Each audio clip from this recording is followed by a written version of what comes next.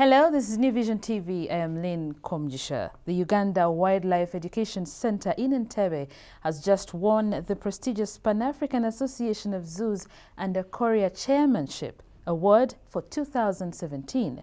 New Vision TV has been to Entebbe to see exactly what led to the Uganda Wildlife Education Center winning this award.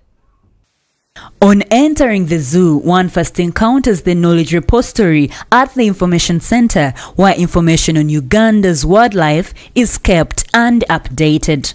The casual visitor will just enjoy the collection of animal remains, but be amazed that this giant crocodile skeleton actually came from this very crocodile. A lot of the education about Uganda's wildlife takes place in this information center. And this is the skeleton of the crocodile.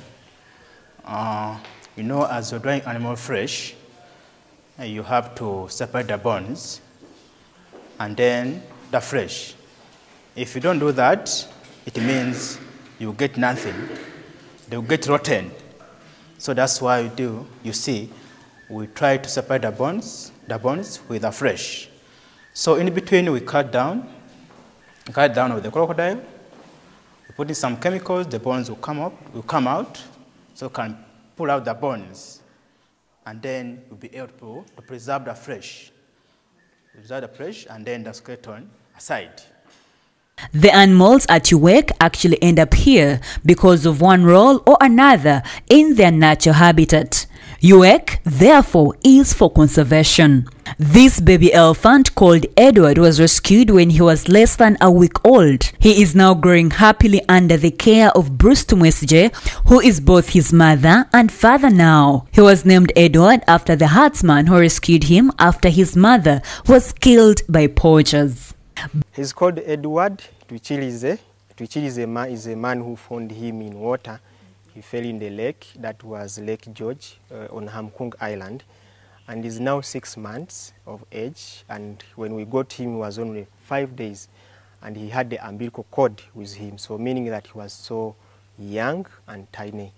So he still takes milk. He doesn't eat any other food apart from milk. So we give him SMA and fresh dairy, low fat content. We concoct the formula to make one formula. But maintaining babies like Edward is not cheap.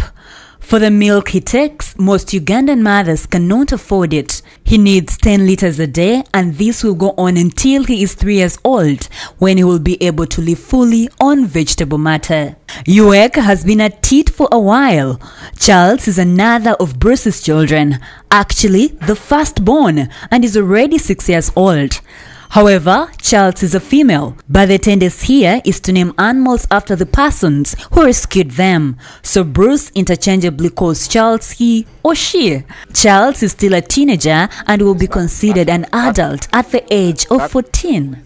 The other rescued animals include these cheetahs. Even such dangerous felines can be trained to become friendly to humans. These lions have been here for several years and each eats 10 kilograms of beef per day. But what you have to have in mind is that in the wild, on average, the male eats 40 kilos per meal on average. And the lioness, that's the female, eats an average of 15 kilos per meal. So, but after they have eaten that food, that estimation of meat, they can take like 2 days without eating. And the other thing which is very much outstanding about them is that their group, which is known as a pride, it is a matriarchal organization whereby the female is the one who's in lead. And most of the times, it is the female that does most of the hunting. In all, there are 54 species of wildlife animals at Entebbe. They are being maintained by top-notch experts, but above all, highly committed professionals and volunteers. Being members of the Global Zoo Fraternity, we've been able to take our staff in these areas for benchmarking, for training, and that has empowered them with skills to be able to do their work very well, but also leadership and good teamwork, which has kept the team together. Staff, we have about 100, but those who are on the payroll are about 50.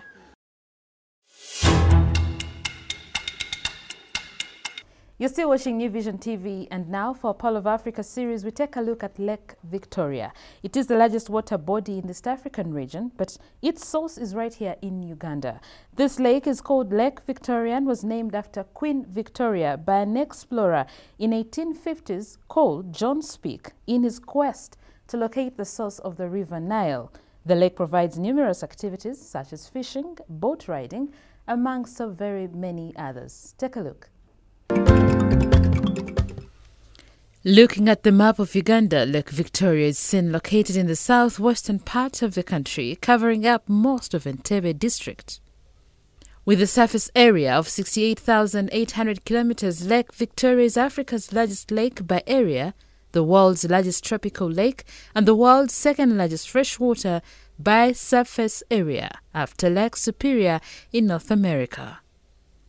In terms of volume, Lake Victoria is the world's 9th largest continental lake. Lake Victoria receives its water primarily from direct rainfall and thousands of small streams. The Kagera River is the largest stream flowing into this lake, with its mouth on the lake's western shore. Lake Victoria is drained solely by the Nile River near Jinja on the lake's northern shore. Since the 1900s, Lake Victoria ferries have been an important means of transport between Uganda, Tanzania and Kenya. The main ports on the lake are Kisumu, Mwanza, Bukoba, Entebbe, Port Bell and Jinja. Various activities are carried out on this lake, with fishing taking the lead, then transport, bird watching and also relaxing by people who are on vacation and honeymooning.